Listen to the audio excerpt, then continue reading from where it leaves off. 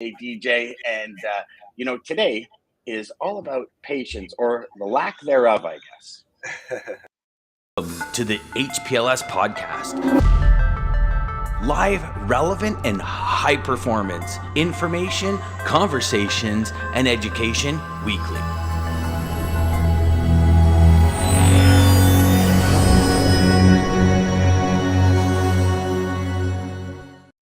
Look at that. Did you see that, brother? We have a 2-second difference between the two good mornings this morning, my man. 1 second. On my end, it says 1 second. Oh, on my end, it says 2. So I show Lisa beating Jeff by 2 seconds this morning.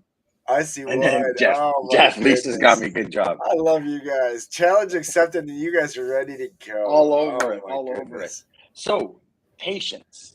The power of patience, DJ. As I was just sharing with you off air, for everybody watching and listening, I forgot the stack of cards going into being away. And good morning, Antoine. Well, you can obviously see Dan's background has changed. So Dan, like you mentioned last week. No, it's a filter. It's a filter. Oh, yeah. Filter. Start to do this so you can see the screen change a little bit. No, just kidding. Yeah. It's in traveling yesterday and for being up this morning and forgetting the stack of cards so DJ could pick a topic live, started really exploring this idea of patience. And it came back, DJ, to the idea of how many times when we tried to push a deal through, like really push it through, how many times did it work? For me, I can say probably 0, yes. And I started thinking, because I'm having conversations with students, and one of the biggest challenges is, like, I got all this in the pipeline and things don't seem to be coming out the other side. And when we look at a lot of people start to get frustrated. They start to waver from the processes that they've put in place and things they've done. And not that we don't have to change processes, but I think there's there's power in consistency. And if it's not working, just stay consistent with it to work, right? And Q2, share with us from your experience, but for me, Q2 has always been one of the toughest quarters. That motivation from Q1, from January 1st, from all these new goals has really fallen off. We're heading into for where we are anyways, cold to warm months. There's that transition where it's like, okay, well, people are away, they're on vacation, Yes.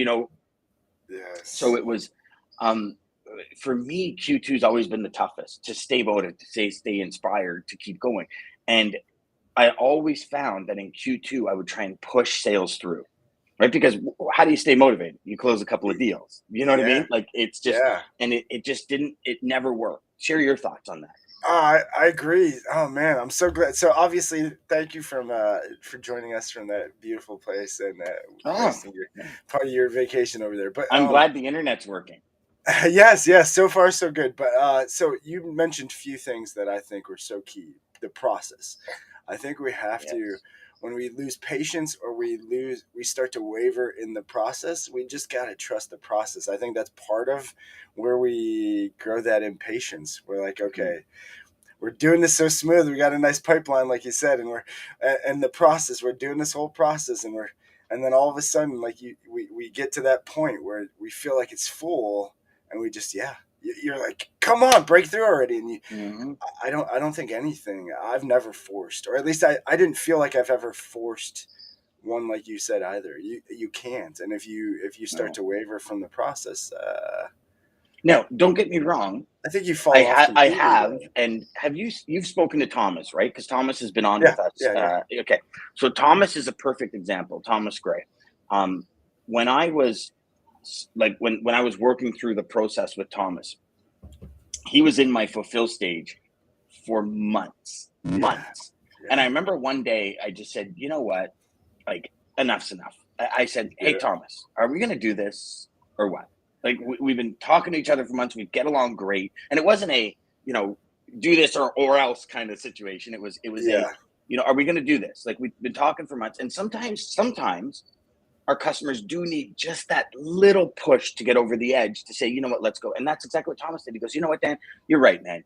because I trust you. I love our conversations. Let's do it. And he turned out to be one of the best customers I ever had. Was he a multi-million-dollar customer? No, but from a client profile perspective, one of the best customers I have ever had in my life. And Yeah.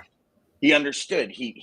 I love that education piece. He took in the education piece, and I did kind of push him, but I felt just at that moment when it was happening, it's that intuition part that sometimes Yeah, as and sales I'm reps we glad you don't said pay. that because I was going to say Yeah. I think you more trusted your gut Yes. than forced him because at least from Thomas and meeting Thomas, shout out Thomas. I mean, he's a great dude, but I think if you would have pushed him, like actually pushed him, like we're talking, I don't know that. I think you felt it. Maybe you pushed yourself to feel that inside that gut, and then it was like, yeah, Maybe yeah, would you why, think maybe I decided to ask for the sale? yeah, Right? Because when you think about it, it's kind of like and I'm sure, listen, the kind of guy Thomas is, he would have had conversations with me for another 6 months because he just yes. enjoyed it. He He's was a just a cool nice guy to dude. talk to. Yeah, exactly, right? And sometimes that can happen. So let's jump back in here. Agreed. Jeff, so close. One down, four to Oh, go. you got it, Lisa. Hayden, Dan with the Tropical Guides. Yes, sir. Hayden, how are you this morning, brother? Yes. Jeff says, Lisa, bring your A game. Jeff also says, if you have to force it, it's not meant to teach. Take a step back and pace yourself. All good things come with time. You know, and Yes. and Jeff's right. And Yes, wise grasshopper. wise grasshopper, yes. And also look at this idea of forcing things. You know, when you try and force things, there is a um, a frustration that comes with it when it doesn't happen, right? Yeah. And that frustration then can lead to self-doubt and all the other things that we see are real high, especially in the sales career, right? Mm. That I mean, Would you it say part of the frustration is maybe that self doubt that we start telling ourselves? That we're like, yeah, so we I think start, huge for it starts sure, to really, we're like, for oh man, sure. this isn't gonna fucking happen. I'm wasting all my time. What am I doing? And you start thinking those things, and then that's where the 100%. frustration I really mean, comes. Like, have you okay, ever I had got to a do this already. And yeah? Have you ever had a low, like, in sales? You close a bunch of deals, you don't yeah, close a deal for 5 or 6 months. That yes, as a salesperson, especially as a high performer, as somebody who loves to train, who loves to excel, who loves to continuously scale their career, somebody who's in this for the long haul. When yeah. you're in logistics for the long haul and you don't close deals for 5 or 6 months, it starts playing with your head. You start I to mean, I panic. Yeah, oh, huge. And yeah. and and Do I it's know that. what I'm doing? What happened? Yes, exactly, DJ. Exactly. And it's that, did I lose it? Did I lose the gift or Yes. whatever they say, who's they anyways? I don't know. But whatever they say you have, the gift or did I lose my momentum or is there something wrong? And I've been through it a million times. Oh I yeah. remember I switched to a company that was local, and I remember sitting there one day going, man, I haven't closed a deal in like 7 months. Like, and I started questioning myself. And it's Mm. funny because this is the same company I told you about that called me in on my birthday, and I thought I was getting a cake, and they ended up handing me my notice. But Yeah. they were firing me, and I'd never been fired from a job before. But it's when things like that happen where you start to realize, okay, how dedicated was I? How Yeah. much did I believe in my What was team? I And I doing? Yeah. realized the guy that was running the ops, I had zero belief in this guy, zero. Ah, there it And is. and it turned me into that. Well, why would I do that? Because all I'm going to do is close the business and then they're going to lose the business. So why would and which is Yeah. crazy talk because it's my career, not his, mine, not hers, mine. Yeah. And it's like we have to do everything in our power to enhance our careers. If it's our career and that's where we want to go. But when you have all these huge goals, um, that alignment is key. And then it causes us to be impatient with our team, with, you know what I mean? Like everybody, it's crazy. I mean, I can't tell you how Yes. many times I was impatient at work, things weren't happening, and I came home in a horrible mood to my family.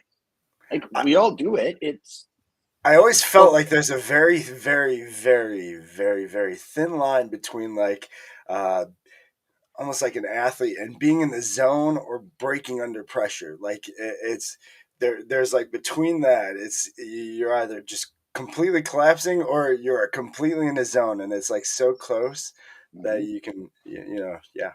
I just always Hmm. felt like, yeah, Yeah. the pressure can be overbearing Yeah, sometimes. exactly. Exactly. Ryan, thanks for tuning in, brother. Dominican, my friend. Dominican this Yes. week. Yeah. Jeff says, if you let it, Dan. And that's the key. If you let it, right? Because Mm. sometimes it's a way more difficult than you want it to be to let it, because it's all, you have that, I'm not going to say front, but you have that front, right? Oh, no, I'm good, man. I'm going to close this deal. But it's when you put your head down on the pillow and your Yeah. brain starts going It's and that you're having that question. conversation, yes, inside of your head, that all of a sudden it's like, did I lose my jive? You know what I mean? I love that. Awesome, Jeff. Yes. Trey says, let's go, boys. Happy Monday. Let's He says, go. I know Gary Vee describes the difference between patience and complacency. You can maintain patience while staying intense with your goals and progress. 100%. Yes. That is the You know, key. Yeah. That is the biggest key right there. you Yeah. can tell Trey's a golfer, Yeah. right? That's Like, right. you can tell, because That's right. in golf, it's all about Yeah. patience, consistency, keeping a Absolutely. cool, and golf. You're playing against. I don't care if you're playing a tournament or whatever. You're playing against yourself, because in golf, the head You're playing, messes you up yeah. You're in two not even seconds flat. yourself. You're playing against this. I Yep. mean, we've seen. Yep. Come on, like how does Tiger Woods? How do these pros that all they do all day is hit these balls, but man, they have one bad shot, or they have something going on, or just anything in it, and all of a sudden you're like, who is this guy? What Hmm. happened to him? It's still the Hmm. same person, but yeah, it's Well, if you look at it, right? So one of the big key differences between professional golfers and amateur golfers is when they hit a shot, mm, in the next two or three shots, they typically don't go downhill for like 8 or 9 holes. Whereas we as amateur golfers, we miss a shot, the next shot probably gets worse, the next shot gets worse, and then it's like, it's just crap. and then I'm the club missing goes it. I'm flying sucking, or right? Every snapped. Exactly. It takes so long to get out of our own heads, right? Trey says, Yes, yes, I am intense, focus, incredible patience. 100%. yeah, And they say that routine is key, right? Like yeah. in golf, routine is key. And in sales, I think routine is key as well. And If I'm so you glad you said that. So what do you do when you start to feel that? How I know you're in tune with that. You start to feel that, you start to question those things. What do you typically do to like get out of that? I Okay, prime, what's that? I Prime? prime. Yeah. So when I realized, in my career, when I realized that, so two things. One thing, I've realized that some days are better than others. Like some days you're going to just get 6 or 7 people, that say, yeah, I'm in, let's talk, let's talk. And other days you're going to get 6 or 7 people that say, lose my number, you F and a-hole, right? Like it's just like, fuck off. Don't, don't call me, take me off your list, take me out of your cold call sequence, whatever. Yeah. Um, and it's priming. It's priming. So what I do is I find that thing that, well, for lack of a better term, that builds my self confidence before I start making calls. Because as much as Mm, we know, like intuitively and in our head, that sales shouldn't ruin our self confidence, I believe so much in what I do that every time I hang up the phone from a no, it's okay. I didn't explain myself properly, or I didn't share the vision properly, because there's everybody that's in this industry needs this product and service. Like they need it. It's nothing in my head where I say, oh, do they? No, they need it. No ifs, mm, ands, or buts. And I kind of take that on my own shoulders to say I didn't share it properly. Now I know that's not true, because also when it comes to that customer profile, of but it's course. very difficult. It's very difficult, and it's like you having X amount of suppliers in a certain area, and you're like the king of Ohio. Yes. Anything that ships to or from Ohio, you are the king. And Yeah. when you try to explain that to a prospect, and they just won't have it, it's like it tears away at you, because you understand In those how. moments, do you feel bad for them or do you feel bad for yourself? Because I always, in those moments, like if I feel like I have the thing, like especially hearing them tell that maybe their issues, their complaints, or whatever struggles they're having with shipping or their current suppliers, I always feel like I always feel bad for them, not for me. Like, why, what did I do wrong that you're not listening to me? What did I say Mhm. wrong that you just can't hear what I'm saying right now? Because what Yeah. did I do? Yeah. I always, Yeah, I mean, I do, and then it switches internally. yeah, How did like what did I doubt. say that didn't get What did I through? say? I, Yeah. I remember I remember at the first company I was at, I'm on this cold call and it's going horrible, like horrible. I'm doing everything in my power just so the person doesn't hang up on me, thinking, okay, I'm gonna say something that's gonna kind of trigger that teeter totter to flip my way. And I Yeah. remember my executive vice president standing at the door. Mark, shout out to you if you're listening, brother. And he's listening to me. And I hang up the phone. He goes, "Man, you tried on that one." And I go, "I know." And I go, "You know what?" And I never even, and I stopped and I looked at him. I went, "1 minute." And I picked the phone back up and I called the person back. And he's Same standing at the person. door. And I go, "Yeah, the same person that just literally almost hung up on me." And Okay. I said, "Okay, here's the problem. I must not have said something right because you're not going to buy from me." And it was dead silence on the other end. And he goes, "What do you think you didn't say right?" I said, "I have no idea, none. But I'll tell you right now, you will never find somebody that will work harder for you to help you achieve what you need to achieve. That I could promise you." And you know what? That company ended up being a really good client because Yes. the guy was like, "Okay, you know what? Call me on Tuesday. Let's set up a time for 9 a.m." And I said, "Okay." And I hung up the phone. And I remember Mark looking at me going, "Wow, that was pretty cool." And I bet you I could do that 100 times and it'll work twice. But it was that kind of like my gut said go and I went. Do you know what I mean? Like not Yes. knowing what was going to happen. No Um, hesitation. yeah. And I remember because a lot of the times when Mark and I talk when he's talking to new salespeople coming into the company and stuff that he works for, he'll bring that story up and say like Mm. this is persistence, right? This is how we trust in sales. We trust our gut. Like how many times have you had a gut feeling about a carrier that you knew they were going to mess up, but you didn't trust it, and you ended up spending days cleaning up a mess that Almost, probably shouldn't even have been made in the truthfully, first place? almost every time. That's what's so bad about it. When you had the Truthfully, feeling, you mean almost every time every you had the time I was feeling. like, hold on, I never, why did I do that? And then, Yeah, yeah, why did I do exactly. Why? that? Yeah. Why? Right? Why? And again, does that? And here's the big question: does that come back to patience? I You think it want the does. customer I because think I it can tell does. you, I think it does yeah, completely. Either I we're on the edge, or a carrier fell off, one of our good carriers, and we're like, and it's borderline, and so you're like, oh no, mhm, oh no, well, I just yeah. got to take this because I don't know, and so Yeah, yeah, you want yeah, the load, you want the profit, right? yeah, You probably don't want to let the customer down. And exactly. and so those three, or it's a brand new customer that called you up and said, "Now's your chance," in quotes, Yes, because and every other you don't want to person blow that bailed on one them. shot, one No, but chance. every other person bailed on them, DJ. How many customers have called you up at 9 in the morning and said, "Hey, here's your chance"? Oh No, my it's at gosh, 4 o'clock in the afternoon when everybody else bails on them. And then you have to be that superstar. But when you're not, or when I'd you get a I'd truck rather and the it goes 9 o'clock. wrong, I'd rather the but 9 o'clock than but the when has four that ever thirty. happened? Then the When 4:30s. Here's your chance. It's 4:30. yeah, What? yeah. But Okay, hold on. when have you ever had a prospect, not a customer, a Yes. prospect call you and say, "Hey, you've been soliciting me for like 4 months, hypothetically, right? And Yes. now's your chance. I got a Yeah. load for you from and call it I don't know a really good area Eh, to a really good area." It yeah. never happens. The No. gravy loads, as we call them, right? It never Yes. happens. It's always No. 4:30 in the afternoon, and it's the worst gringy, dungy pickup to the No worst trucks dungy are ever delivery there, and no trucks ever ever want to there, go and you got to be at there. $1,500 or something. You know what I mean? Like it's never the opposite, right? And It's never. that's hilarious. Jeff Uh, says, "Oh, sorry, Jeff, I pinned that for hold some on. reason." I like Nerf. Nerf. We gotta go back there too. Oh, you're Yeah. going. So Okay. Jeff says, "Yeah, you don't play against yourself; it's against the course and no one else. 100%." Yeah. Nirfad, does patience also work for offloading and loading at slow shippers? I think if you don't have Uh, patience in that point, brother, meditation. Nerf. yeah, yeah, Meditation. yeah, Teach or the just driver. banging your head against the wall until you get pass out, and then you wake up and your freight's loaded. Ryan says Dan Prime's "I cry, laugh out loud."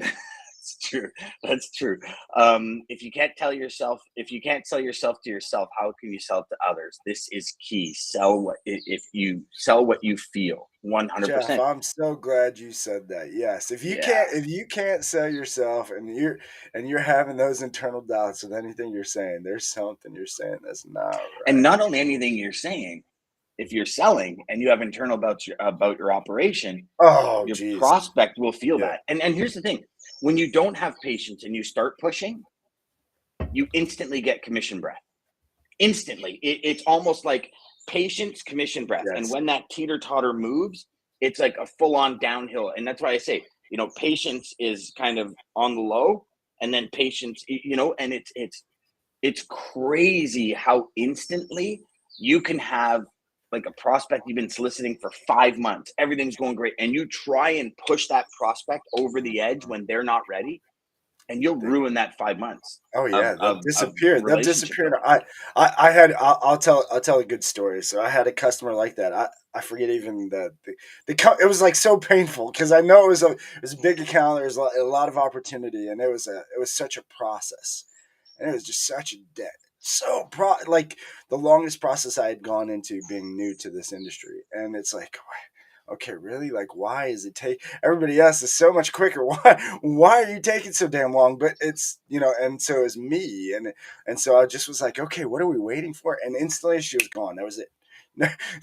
never answer my call again. Never answer the email. Like just gone. That's it. Mm-hmm. And it was like, Mm-hmm. okay, it's just and that's where it was. You can never. It's like forcing a square peg through a round hole. You can't do Mm-hmm. it. Mm-hmm. Never be able And to even do it. after, and I Impossible would to do. say even after the sale, DJ, you have to be very careful and you have to be patient. I remember just when I was getting into sales training, meaning I had, 17 people in one office, and I was doing in a couple of different provinces in Canada and the US, I had, probably 30 other salespeople that I was mentoring and training. And I remember Mr. Safety Shoes, huge company up here in Canada.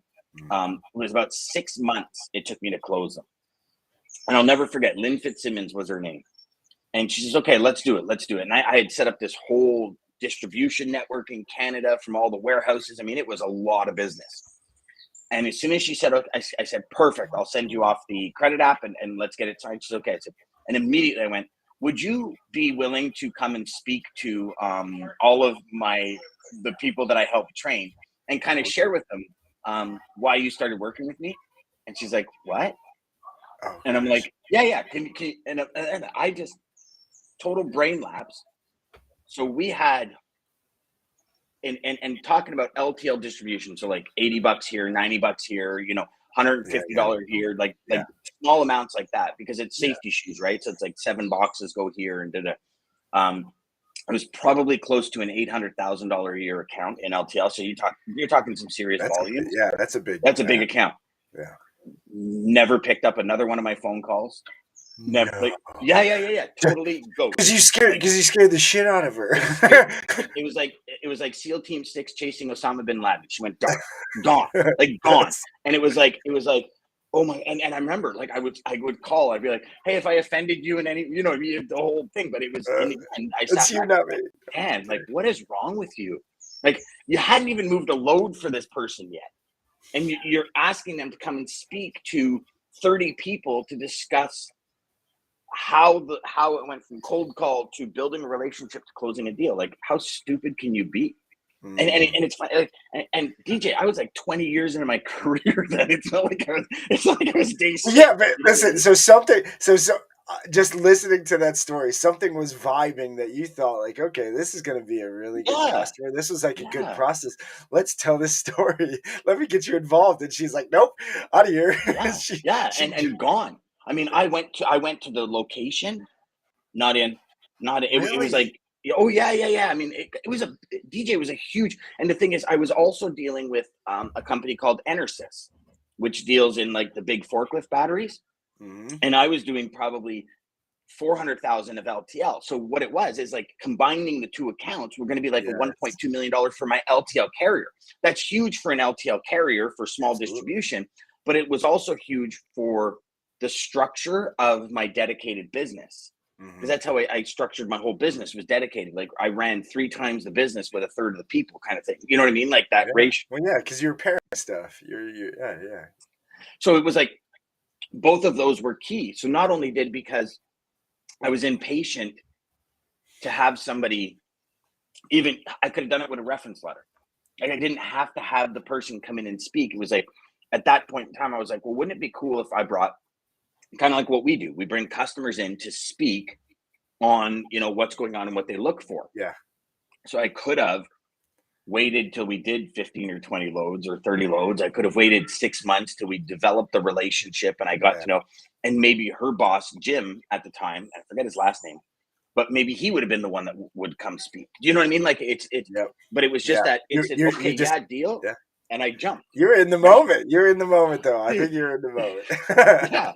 It was like I'm falling from the building and you're like, yeah, there's nothing stopping me right now. I'm free falling. You know? And it was crazy. Never for 6 months, probably about not 6 months, probably about 4 months after that. Every 2 days I would call and I probably became that stalker dude as well. Like every 2 days calling somebody was like, okay, enough, right?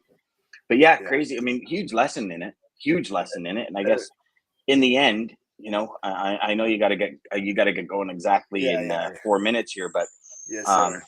you know, I think in the end, if we don't pay attention to those lessons, the universe keeps giving them to us until we pay attention, right? I mean, you know, some people call it self-sabotage, and I mean, I think people do self-sabotage themselves, but I think self-sabotage, my personal opinion is self-sabotage comes from the fact that we're not listening. And when we're not taking what happens, and regardless of how difficult it is, it's like, what's the lesson in there that I need to learn so I don't keep friggin' repeating this crap and having these same issues come up? And that, you know, that whole patience thing. Would you say lack of self-awareness might really help with sabotage? Yeah. I mean, I believe lack of self-awareness is the origin point, right? Like or lack of paying attention. Like, so, and I'll give you a perfect example. And I know tomorrow is our Go for No challenge end, but I'll tell you the big thing. And I said this in week 1, and it's just eye-opening. The big thing for me is when you start tracking your no's, you realize how many yeses you have. And that for me, if I knew, said that. Yeah, if I learned that lesson 15 years ago, I can't tell you how many days I would have come home saying, you know what? I did good today. Instead of coming home going like feeling like you've been hit by a Mack truck, literally, or a Pete with a big, you know, with a big deer push bar or moose push bar on the front from northern. Because that is what it feels like some days. It is. But when you pay attention, again, that patience to sit back and go, okay, what good happened today? Because if you look for the bad, you're going to find it. But if you look for the good, you're going to find it, right? It's just common personal development. But that for the Go for No challenge has allowed me to look at that. You know, and like we were saying off air when we were talking about, you know, some of the issues we had yesterday, and Christine said it perfectly. She says, you know, like, but we're on vacation. It's like, yes, you're absolutely right. Boom. And that trumps everything, right? Boom. Yeah, exactly. Kevin says, I preach patience consistently. Sorry, go for it. Oh, I was going to say, throw up Kevin's thing there. Preach patience. Consistently, it says patience is great, but persistence can turn into harassment very fast. And there's such a fine line, and you have to be aware of that. 100%. Yes. Nailed it, Kevin. You nailed it, Kevin. Now, Kevin, what does that I'm going to say Chinese, and I don't know if it's Chinese writing, but what is that Asian writing beside your name, after your name? Share with us. I'm glad you said that. So we will. You can share that out there, Kevin. We thank you, everybody. I do have to run. Let Dan enjoy his first day in his beautiful setting back there. It's not a backdrop, guys. He is really. You enjoy the snow. Yeah, no snow there. we got snow here. He did leave snow that's now coming to a house. So thank you, Dan. Thank you for. You're very welcome, brother. Hey, you know what? Don't say I never gave you anything. Just saying. What do you got to bring us out today, brother? Oh, hold on. Is this Kevin? It is. Yeah. It is Chinese. Okay, it's my business name for my time spent there. Nice. I love it. All right, I love it. All right. Well, hey, thank you for joining us, Kevin, and thank you everybody else for joining us. Thank you for joining us weekly, daily. Lisa, Jeff. Lisa, be ready. He's Jeff's got to gonna bring try it. to He's get got you to one of bring it. these days. Jeff's gonna get you, so you better be ready. But again, thank you everybody for joining us Monday through Friday, 9 a.m. till 9:30 Eastern Standard Time. Sales Chatter Live. If you are watching this on a replay, we do replay this again daily on LinkedIn and our other channels. 12 noon Eastern Standard and 3 p.m. So if you do miss this, but like and subscribe down below if you are watching this on Sales Chatter Live or Dan Deegan on YouTube to get notified when we are live next. Good old proverb. Actually, Kevin, it's a Chinese proverb that I decided for today. So how weird is that? But one moment of patience may ward off great disaster. One moment of impatience may ruin a whole life. Remember that, guys. Patience. To the HPLS podcast. Live, relevant, and high performance information, conversation.